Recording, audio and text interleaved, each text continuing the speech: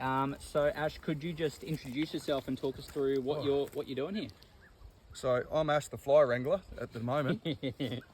But no, so like today where we are now is a little wildlife reserve that's just below Umbrummica, and the caretaker that looks after all this area is on board with us and asks us to release a lot of snakes down here because he understands that this is their environment. We obviously just released another little eastern brown, and this one's a little bit bigger, still wrangling these flies.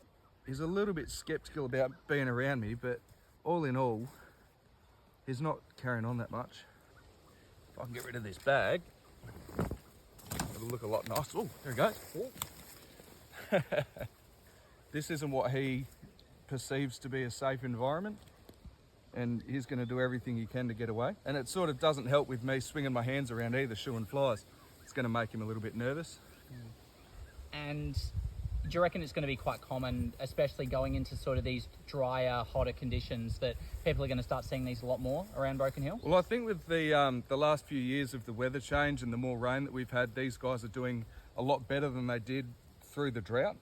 So we will see numbers increase, hopefully. One of the factors that's going to put a stop on that is how many of these things people kill.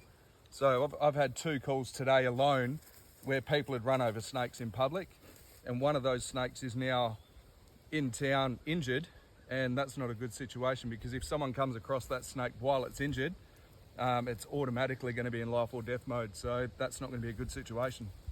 So I guess before you let this one go, what's sort of the main message you'd like to tell to people who might not know about snakes as much as you guys do? Well, it's a conservation message that these guys they play such an important role in our ecosystem.